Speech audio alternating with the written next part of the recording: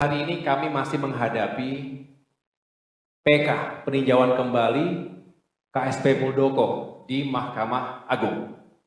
Mungkin teman-teman juga banyak yang bertanya, bagaimana perkembangannya?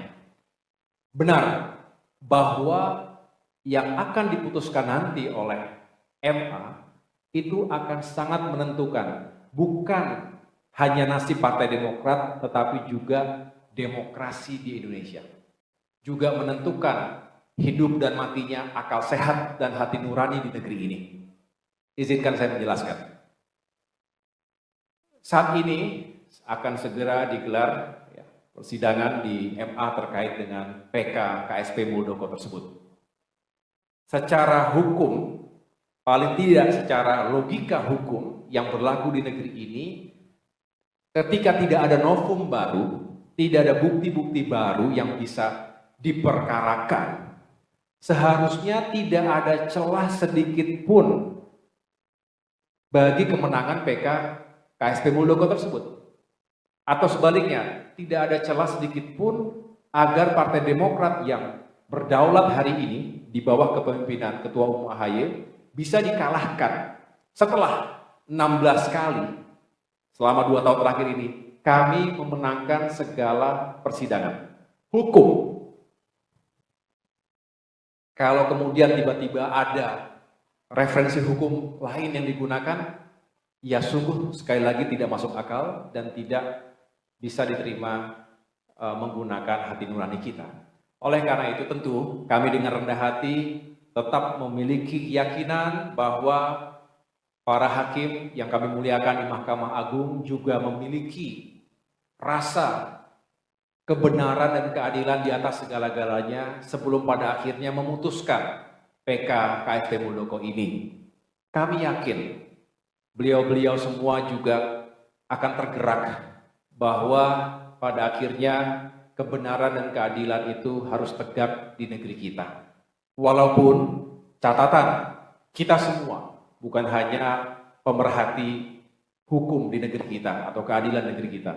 Kita tahu dalam tata kelola hukum di Indonesia ini juga tidak luput kejanggalan-kejanggalan yang tidak masuk akal. Contoh ketika itu diputuskan penundaan pemilu oleh Pengadilan Negeri Jakarta Selatan.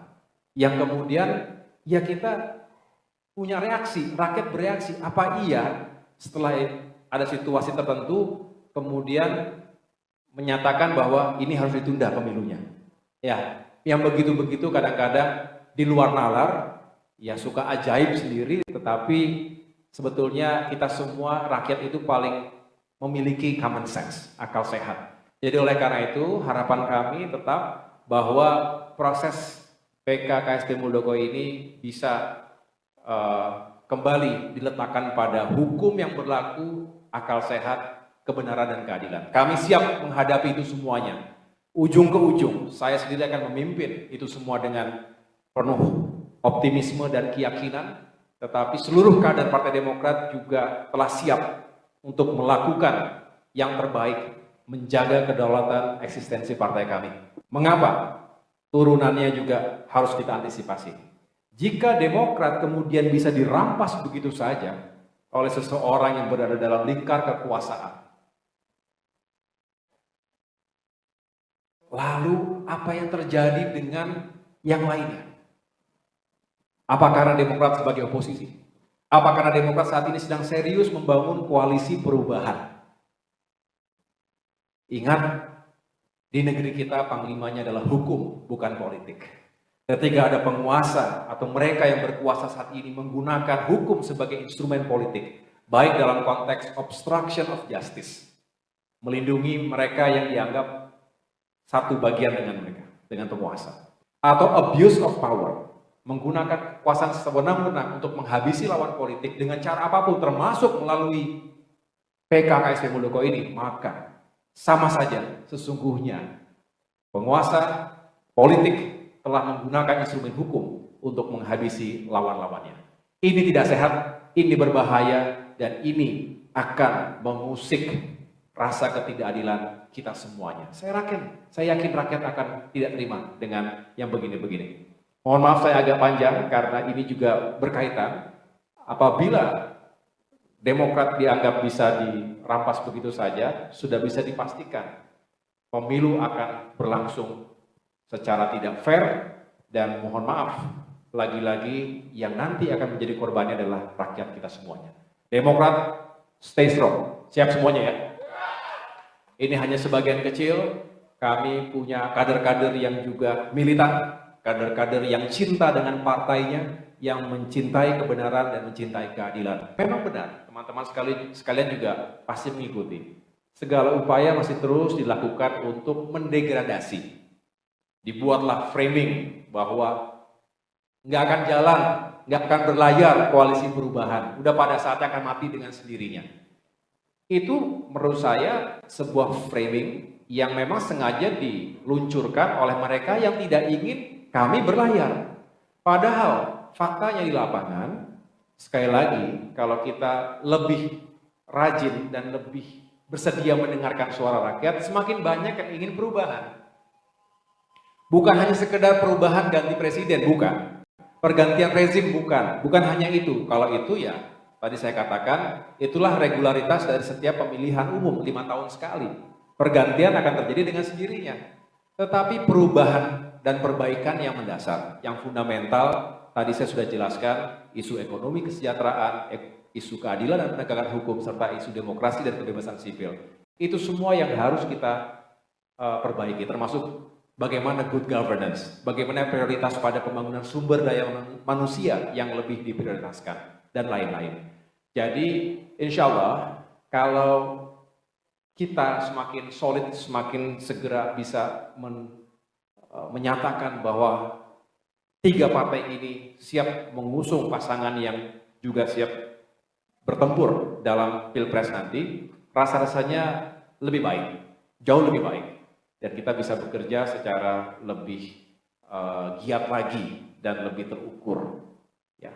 Kalau hantaman, ujian, permasalahan yang dihadapi oleh masing-masing parpol, saya pikir selalu ada. Maka kami tidak ingin fokus pada nanti kalau nggak begini narik dukungan. Sekali lagi, kami lebih tertarik dan lebih serius untuk membahas lalu siapa. Silakan, kami tidak pernah memaksakan siapapun. Tapi kalau kemudian muncul argumentasi-argumentasi yang juga tidak bisa dipahami sebagai